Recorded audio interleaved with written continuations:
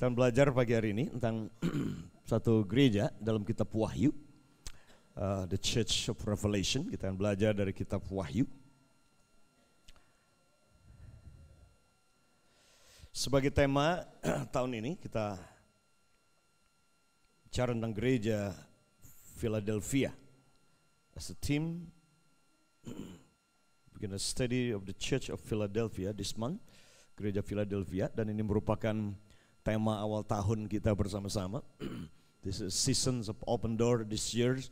Dan di dalam gereja ini, saudaraku, ada yang dibutuhkan untuk kita mengalami apa yang dinamakan di open doors, ya, untuk mengalami pintu yang terbuka.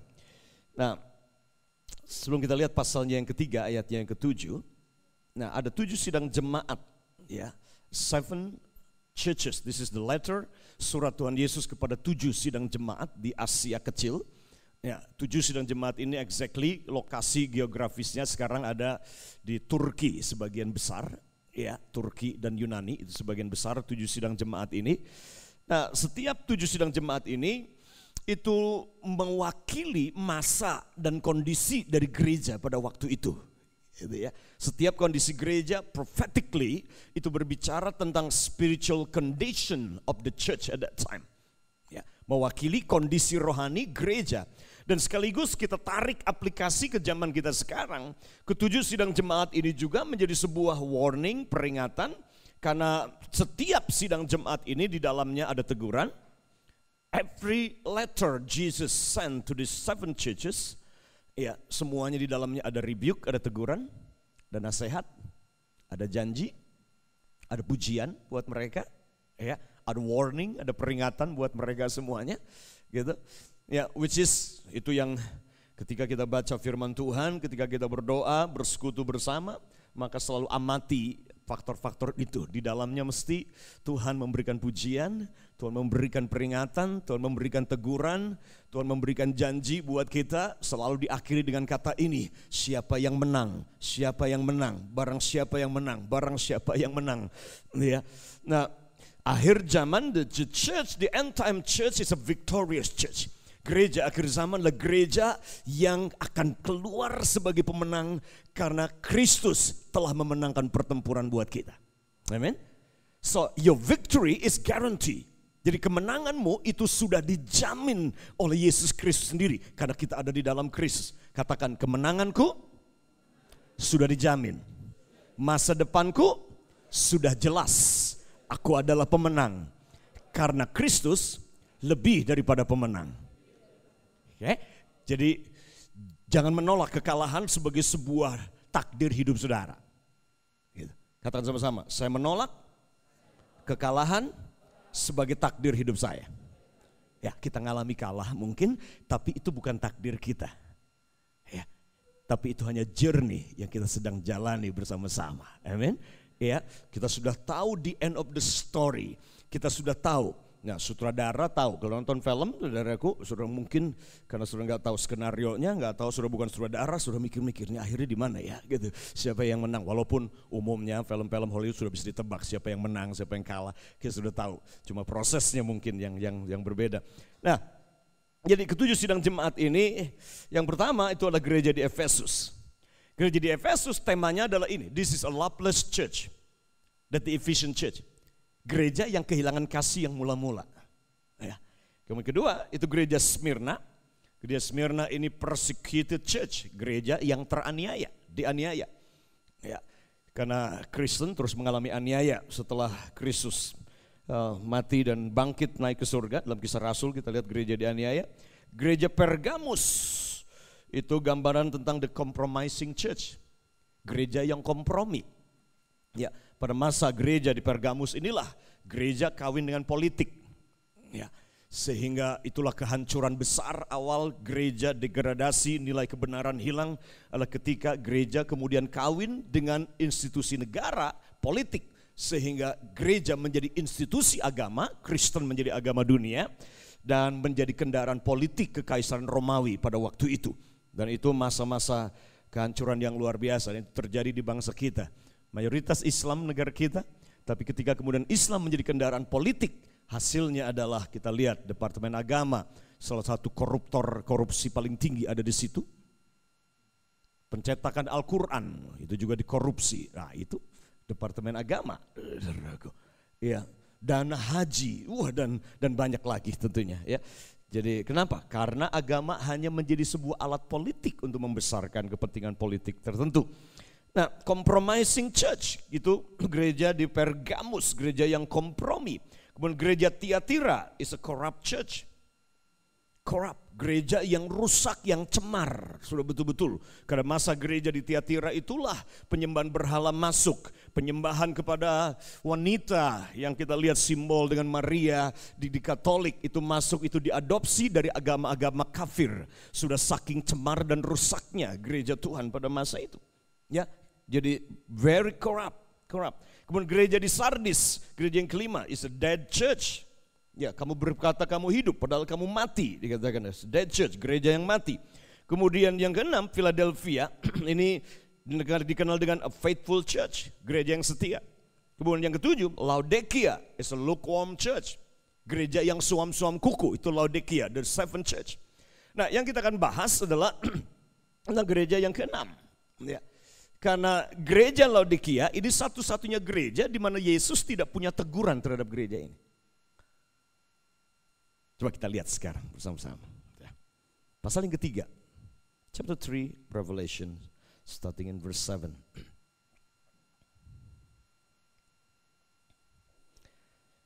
Mulai ayat yang ketujuh. Dan tuliskanlah kepada malaikat jemaat di Philadelphia. Kalau orang Sunda bilang Philadelphia. Fitnah itu, jadi jangan percaya. Kalau orang Sunda nggak bisa ngomong F, ya. Dan tuliskanlah kepada malaikat jemaat di Philadelphia. Inilah firman dari yang kudus, yang benar, yang memegang kunci Daud. Apabila ia membuka, tidak ada yang dapat menutup. Dan apabila ia menutup, tidak ada yang dapat membuka. Aku tahu segala pekerjaanmu. Lihatlah, aku telah membuka pintu bagimu. Bukan akan, aku telah membuka pintu bagimu. Yang tidak dapat ditutup oleh seorang pun. Aku tahu bahwa kekuatanmu tidak seberapa. Kecil kekuatanmu. Namun ini kekuatanmu. Engkau menuruti firmanku. Dan engkau tidak menyangkal namaku. Lihatlah beberapa orang dari jemaah iblis, yaitu mereka yang menyebut dirinya orang Yahudi. Kalau sekarang lihatlah beberapa jemaah iblis yang menyebut dirinya Kristen, tapi sebenarnya tidak Kristen, melainkan berdusta. Akan kuserahkan kepadamu. Sesungguhnya aku akan menyuruh mereka datang dan tersungkur di depan kakimu dan mengaku bahwa aku mengasihi engkau. Karena engkau menuruti firmanku untuk tekun menantikan aku, maka aku akan melindungi engkau dari hari pencobaan yang akan datang atas seluruh dunia untuk mencobai mereka yang diam di bumi. Aku datang segera, kata Yesus. Peganglah apa yang ada padamu. Hold on, pegang apa yang ada padamu. Ya, jangan lepaskan itu. Supaya tidak seorang pun mengambil mahkotamu. Jadi ada mahkota dia siapkan buat saudara, dia bilang pegang itu. 12, barang siapa menang, ia akan kujadikan soko guru di dalam bait suci Allahku. Dan ia tidak akan keluar lagi dari situ. Dan padanya akan kutuliskan nama Allahku dan nama kota Allahku, yaitu Yerusalem baru yang turun dari surga dari Allahku, dan namaku yang baru. 13, baca sama-sama 13, 1, 2. Siapa bertelinga, hendaklah ia mendengarkan apa yang dikatakan Roh kepada jemaat-jemaat. Selalu diakhiri dengan kata itu, karena ada banyak orang yang mendengar tapi tidak mendengarkan. Makanya dia berkata, barang siapa yang bertelinga hendaklah ia mendengarkan. Mendengar dan mendengarkan adalah dua kata yang berbeda. Banyak orang dengar tapi tidak mendengarkan. Iya, dengar cuman telinga jasmani aja, tapi mendengarkan adalah menangkap, memahami makna apa yang sedang dikomunikasikan, apa yang sedang disampaikan. Itu maksudnya mendengarkan. Nah, banyak orang Kristen gagal. Mereka mendengar khotbah tapi tidak mendengarkan apa yang Roh Kudus sedang katakan. lewat khotbah atau firman yang disampaikan itu. Ya, makanya dia berulang-ulang dia pakai kata itu. Nah, ini gereja di Philadelphia, selagi tidak ada teguran tentang gereja ini. There's no rebuke to this church. This is the only church that there's no rebuke. Satu-satunya gereja di mana tidak ada teguran dari Yesus kepada gereja ini. Semua yang lain ditegur tentang ada Biliam, ada Isabel, ada banyak lagi dosa-dosanya tadi. Ya, gereja-gereja yang lain. Tapi Philadelphia ini enggak. Nah, ada janji bahkan yang luar biasa tentang gereja ini yang menjadi tema bahwa dia telah membuka pintu bagi kita. Ya, has opened the door untuk kita. Ya. Yang tidak bisa ditutup oleh seorang pun dikatakan, yang kalau dia buka tidak ada yang bisa tutup, kalau dia membuka tidak ada yang bisa menutupnya. Dia berikan itu buat kita, janji yang luar biasa ini. Nah, what is the secret to walk in the open door? Bagaimana kita bisa berjalan dalam pintu yang dia telah bukakan untuk kita? Ya, pada awal-awal tahun saya sudah katakan bahwa semua pintu sudah terbuka, cuma dibutuhkan mata untuk melihatnya.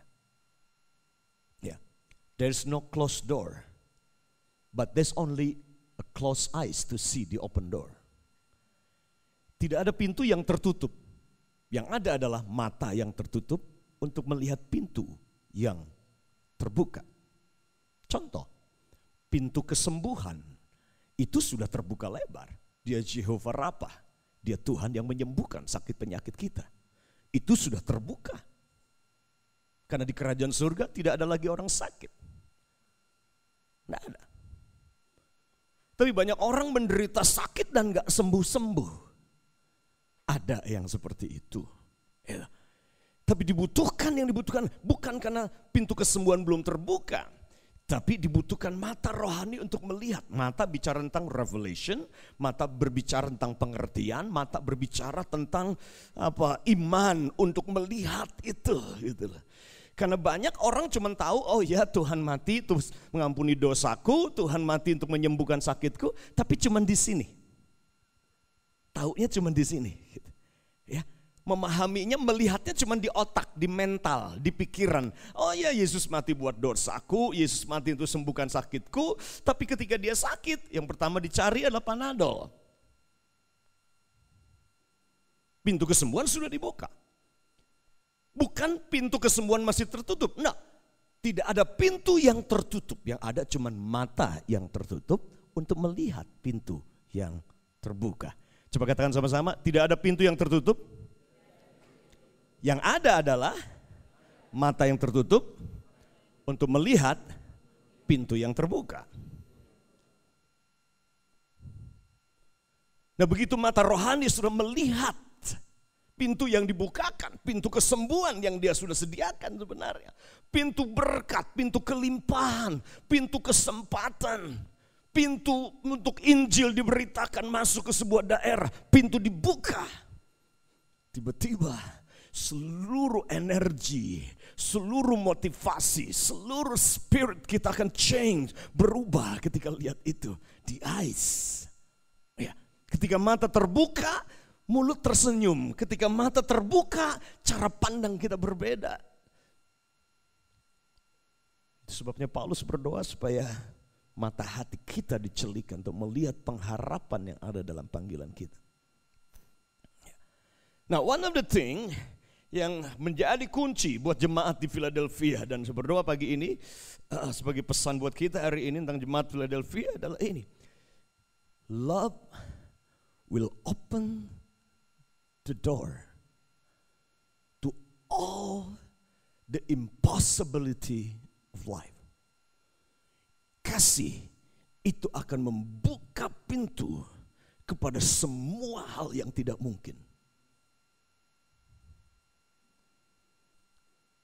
When your hope gone, when your faith seems is not working, but love never fail. Ketika harapan sepertinya lenyap dan iman sepertinya tidak bekerja, Tapi Paulus berkata, kasih tidak pernah gagal. Love never fail. Kasih tidak pernah gagal. Nah, this is the key, one of the key. If you want to walk in the impossibility, love will open the door. Love will take you through all the impossibilities of life. Saya menangis ketika semalam Dasya berdiri di depan dan mengungkapkan hatinya dia. Karena saya tahu jernih hidupnya dia. Dari tamat SD dia bersama dengan saya. SMP tinggal di Pondok Penuai dengan saya. SMP di Getasan, SMA sempat di Salatiga 2 tahun. Balik ke Bogor, meninggalkan segudang persoalan yang bikin saya bisa kena heart attack dengan istri. Mumpung gak ada orangnya di sini. Dia malam pertama soalnya, jadi kita kasih dispensasi malam ini. Saya yakin kerja keras malam mereka ya. Jadi kerja keras semalam, jadi nggak apa-apa biar. Nggak beda jauh lah sama kalian anak-anak gebar gitu saudaraku. Jadi liarnya mirip-mirip lah gitu ya. Mirip-mirip. Pulang ke Bogor, selesaikan SMA-nya di Bogor, saya tetap komunikasi. Semua disiplin sudah diberikan. Sampai titik klimaknya kami udah gak tahan. Udah, dia bilang give up, saya nyerah, pulang gak mau ke Bogor. Balikin ke Bogor lagi. Papa mamahnya sudah cerai, papahnya cacat. Mamahnya berkebutuhan khusus boleh saya katakan. Juga omnya dia juga berkebutuhan khusus juga. Jadi besar dengan nenek yang sangat memanjakan dia. Karakternya parah, gak ada aturan dalam rumah hidupnya. Jadi saya pulangin. Tidak lama omahnya meninggal, papahnya meninggal, mamahnya meninggal. Nah selesai SMA, dia udah gak punya siapa-siapa. Saya ketemu, saya peluk.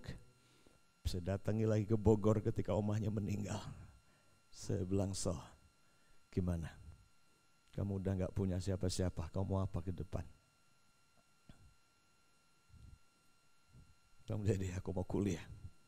Oke, balik lagi Salatiga. Saya urus lagi, kuliah di UKSW. 1 semester. Bikin kepala sakit. Saya tengah malam harus jadi pakai spy untuk cari tahu anak ini di mana malam-malam gak pulang di tempat kos ini. Dan menemukan ada di rumah teman kosnya dia cowok di daerah Kemiri. Saya harus susupi cari di mana. Saya hampir mau hajarin cowoknya itu.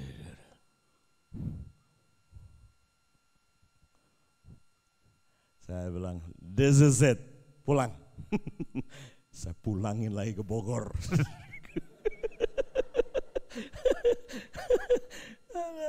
Saya balikin lagi saudaraku ke Bogor.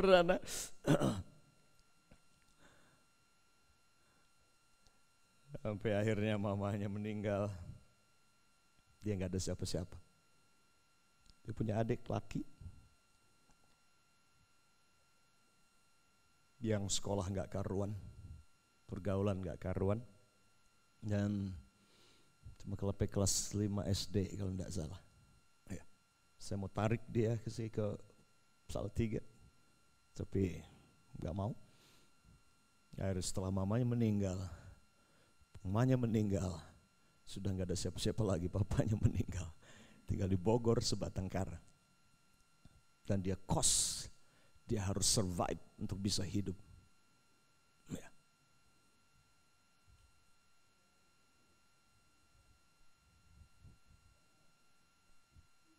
Saya cari dia lagi. Saya kejar dia. Dia kerja di tempat les-lesan bahasa Inggris karena memang anak ini pintar bahasa Inggris. Dia punya linguistic ability. Walaupun tamat SMA tapi dia punya bahasa Inggrisnya bagus. Ya. Saya cari dia. Dan saya ngomong sama dia. Saya ingat saya ajak makan di Bogor, di rumah makan Sunda, dan ngobrol. Dan kemudian saya bilang, it's another chance for you. I give you another chance. Istri saya bilang, nah. Suruh paham istri saya. Satu kali diomongin dia nurut, 2 kali gak mau denger, 3 kali out.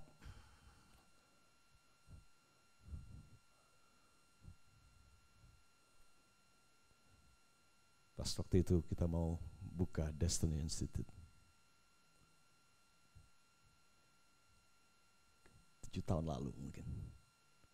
Kita mau buka Destiny Institute. Dan saya bilang, Dash, jadi mau buka sekolah bahasa Inggris.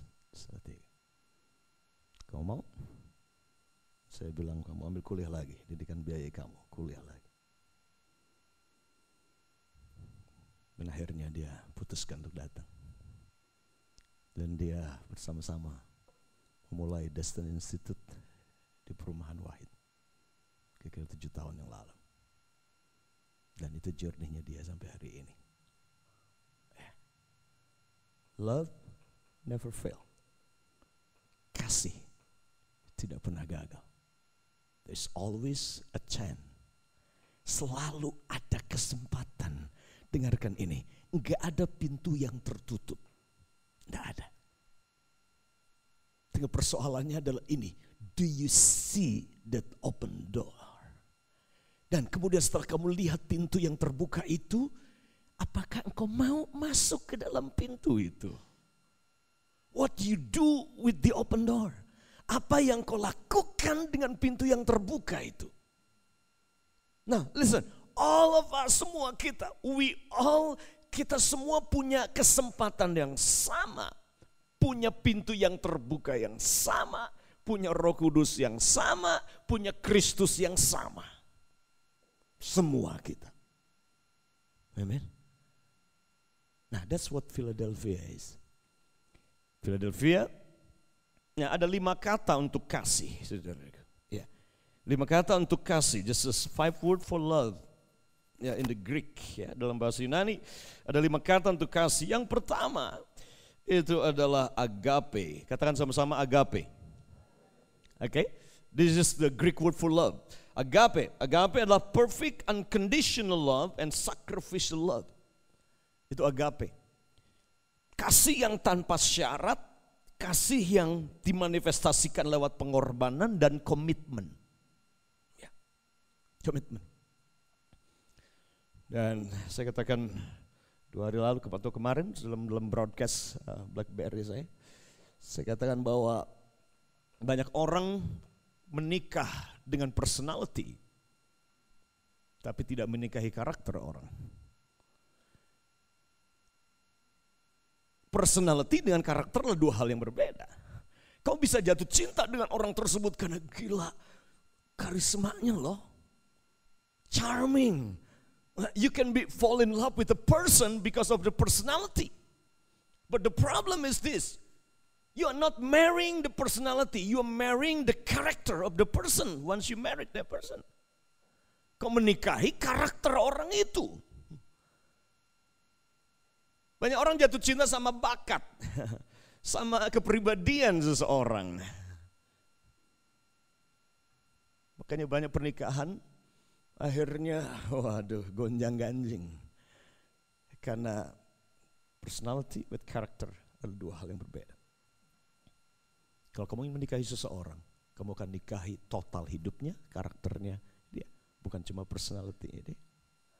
Jangan kaget, mungkin di depan publik orang itu dia bisa jadi seorang stand up comedian yang lucu, yang kelihatan menyenangkan, tapi begitu di rumah dia menjadi pribadi yang punya karakter yang garang. Oh, don't be surprised.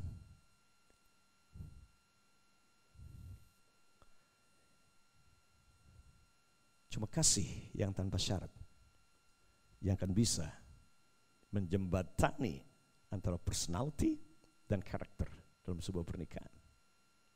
Kasih yang tanpa syarat. Agape. Di agape love.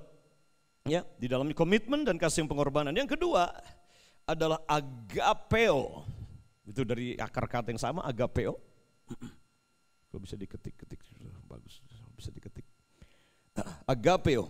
Ini berbicara tentang perfect love, reverence, ya, obedience love, refusing to live without this person. Jadi kasih yang berkata gini, aku nggak bisa hidup tanpa orang ini. Dia sangat menghormati dan menghargai sosok ini, sehingga dia berkata, saya nggak bisa hidup tanpa pribadi ini. That agapeo in the Greek. Ya. Nah, tentunya ini bicara tentang Kristus. This is a love yang cuman ditujukan kepada Kristus. Ya. Dan itu yang kedua. Yang ketiga adalah Philea atau Philadelphia dari kata itu. Ya. Philea atau Philadelphia. Itu istrinya Pak Wayan namanya Philea. Arti umumnya adalah brotherly love. Ya, brotherly love umumnya. Tapi kata Philea punya pengertian brotherly love, warm love, intimacy we share among good friends. Jadi Philea ini adalah kasih yang hangat, akrab, yang kita bagi dengan sesama sahabat, teman. It's a friendship love. Love among friends. Ya, kasih yang kita bagi di antara sahabat, teman. Nah, kadang-kadang sahabat itu bisa menjadi lebih dekat bahkan dari saudara sendiri. Ya. Nah, yang keempat itu storge. Storge. S-T-O-R-G-E. Storge. This is a natural love parents to children. Natural love.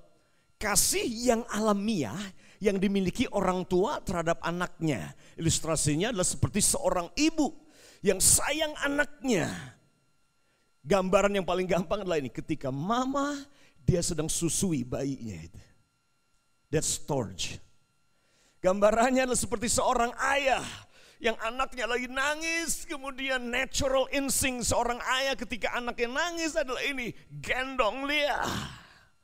Ya, natural instinct ketika anak jatuh, kemudian mungkin dia lecet berdarah, ayah adalah ini peluk anak itu dan berkata, it's okay. Itu storge. Ya. Yang kelima, eros. Eros jarot. Eros, dari kata eros kita dapat kata erotik. Erotic love. Jadi ini cinta yang di dalamnya memang is a sexual love gitu. Passionate love that expressed between husband and wife. Jadi kasih yang memang di dalamnya sensual, unsur seksual, erotis, ya.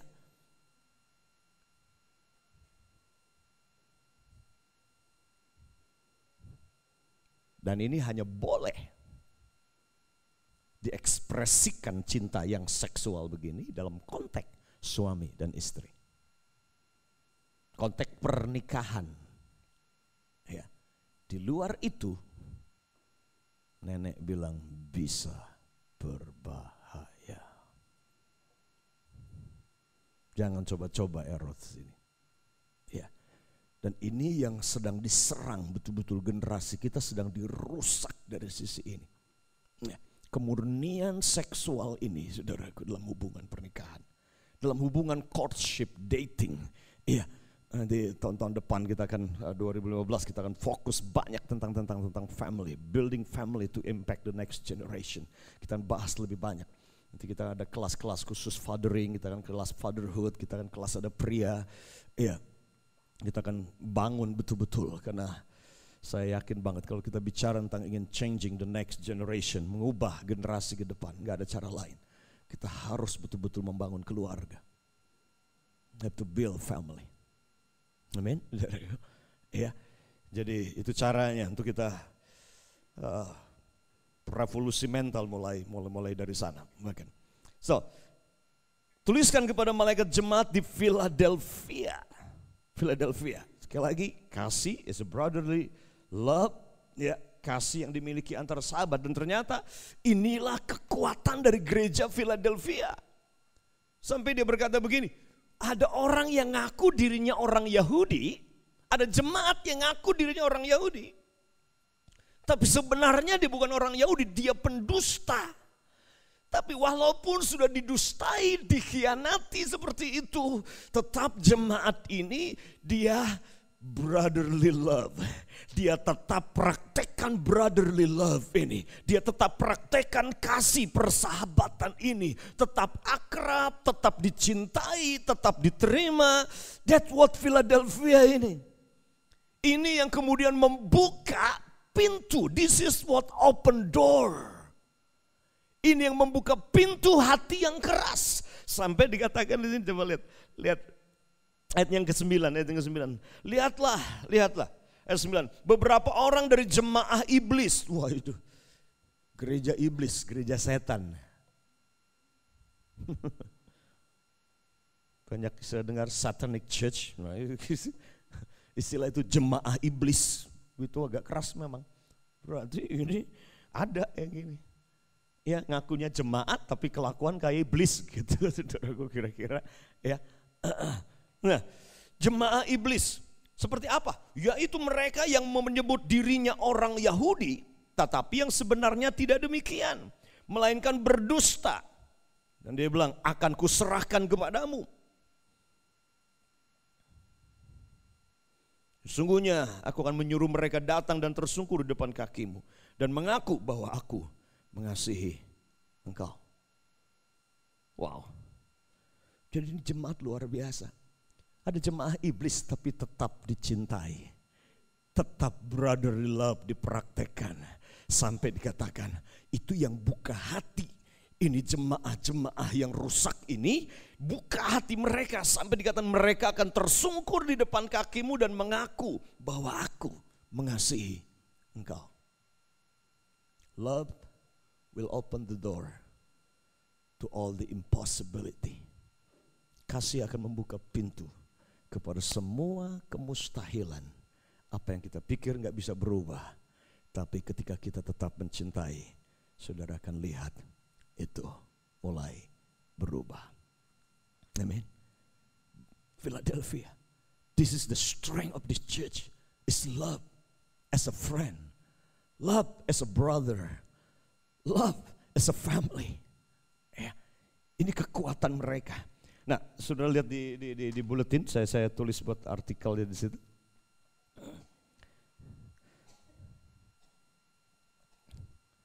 Nah, brotherly love, kasih antar sahabat ini atau antar saudara, kasih persaudaraan ini adalah tanda bahwa kita adalah murid Yesus. The sign that we are the disciple of Christ. Tanda kita murid Yesus, kata Yesus dalam Yohanes pasal yang ke-13, itu bukan karena kita ke gereja terus, saudaraku, bukan karena kita pandai nyanyi, karena kita melayani, no. Tapi Yohanes 13 ayatnya yang ke-34-35 dikatakan, dengan demikian semua orang akan tahu bahwa kamu adalah murid-muridku, yaitu jikalau kamu saling mengasihi. Saling mengasihi, brotherly love. You love each other. This is a sign that you are the disciple of Christ. Ya. Itu sebabnya dalam rangkaian Natal kali ini, tahun ini, kita akan mulai dari tanggal berapa sih? 30 ya. Ya, kita mulai tanggal 30, kita akan ada gerakan bersih gereja. Ya. Kita akan bersih gereja. Jadi bersihin AC, bersihin semua yang bisa dibersihin di dalam sini, di gudang sana, di got-got pinggir sini. Kalau sudah ini orangnya cukup banyak, kalau cuma di sini 2 orang cukup. Ya, mungkin kita bisa ke jalan-jalan samping-samping. Yuk, nanti tanggal 30 itu datang ke gereja pakai celana pendek nggak apa-apa. Kita akan ibadah sebentar.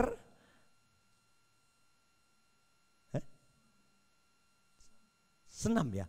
Ya, kita akan ada ibadah benar, kemudian senam.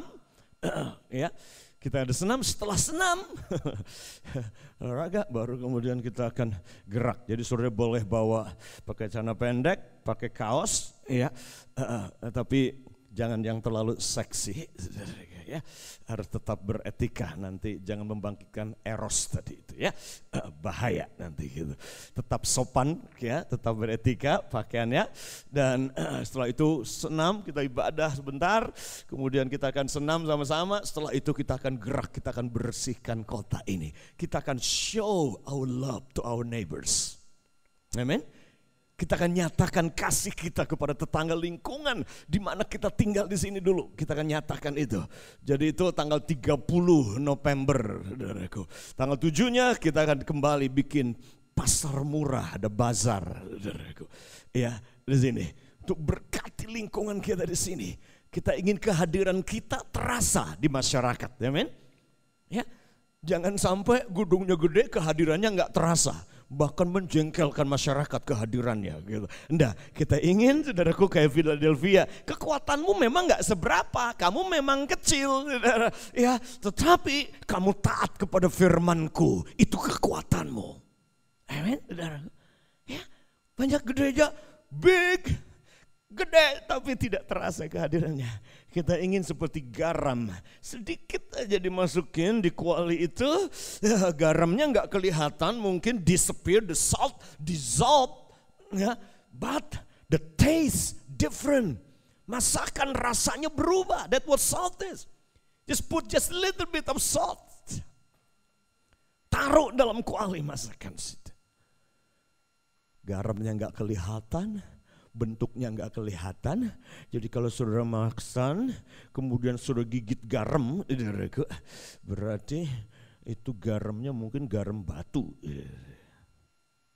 Ya, sampai nggak dissolve, nggak melarut itu garam dengan masakan. Tanggal 7-nya, jadi nantikan itu saudaraku. Brotherly love, that's how people know that we are the disciple. That's what Philadelphia is, amen. Kasih antar sesama saudara-saudara kita. Yang kedua, brotherly love adalah tanda bahwa kita ada dalam terang. Kita ada dalam terang. Ya, dalam 1 Yohanes pasalnya yang kedua. Dikatakan ayat yang ke 9-11, lihat. Barang siapa berkata bahwa ia berada di dalam terang, jadi kalau sudah berkata saya ada di dalam terang, tetapi ia membenci saudaranya, ia berada di dalam kegelapan sampai sekarang. Siapa saudara yang masih benci saudaranya? Dikatakan kalau kau benci saudaramu, kamu masih ada dalam kegelapan sampai sekarang. Dan dia berkata, barang siapa mengasihi saudaranya, that Philadelphia, mengasihi saudaranya, ia tetap berada di dalam terang dan di dalam dia tidak ada penyesatan. Tetapi barang siapa membenci saudaranya, ia berada di dalam kegelapan dan hidup dalam kegelapan. Ia tidak tahu kemana ia pergi karena kegelapan itu telah membutakan matanya. Wow, the sign that you are living in the light is by Philadelphia. Dengan mencintai saudaramu. Jadi ketika engkau benci saudaramu, kamu sedang hidup dalam kegelapan sampai sekarang. Itu yang kedua. Yang ketiga, brotherly love adalah tanda saudara telah dilahirkan kembali. Ayatnya, lihat dikatakan 1 Yohanes 3 ayat 10. Inilah tandanya anak-anak Allah dan anak-anak iblis. Setiap orang yang tidak berbuat kebenaran tidak berasal dari Allah. Demikian juga barang siapa yang tidak mengasihi saudaranya. Barang siapa tidak brotherly love, mengasihi saudaranya, maka dikatakan dia bukan anak Allah. Halo? Yang keempat, brotherly love adalah tanda rohani kita hidup dan tidak mati. 1 Yohanes 3 ayat 10-14. Kita tahu bahwa kita sudah berpindah dari dalam maut ke dalam hidup. Kita tahu. Yaitu karena kita mengasihi saudara kita. Barang siapa tidak mengasihi, ia tetap di dalam maut. Jadi kalau saudara tidak mengasihi, kamu tetap ada di dalam maut. Tanda otentik. This is authentic Christianity. Kekristenan yang otentik. Bukan cuma hari Minggu vertikal, nyanyi, nyembah, baca Alkitab, tapi kemudian horizontal, mengasihi sesama, nggak kelihatan. That's not authentic disciple and Christianity. Amen. Nah, untuk saudara bisa mempraktekkan kekristenan otentik ini, sudah pasti saudara akan ketemu dengan tadi Wahyu pasal 3, jemaah iblis tadi yang tidak menyenangkan memang. Ketemu dengan orang-orang yang menjengkelkan. Ketemu dengan orang-orang di mana saudara memang harus mempraktekkan Philadelphia ini dan menjadi Philadelphia ini. Amen. So, this is the key. Okay. Love will open the doors. Nah, minggu depan kita akan lihat lagi saudaraku, kunci yang lain untuk kita berjalan in the open doors. Amen. So, keep loving God and keep loving people. Amen. Loving God, changing people. Loving people, changing nation and generation. Amen.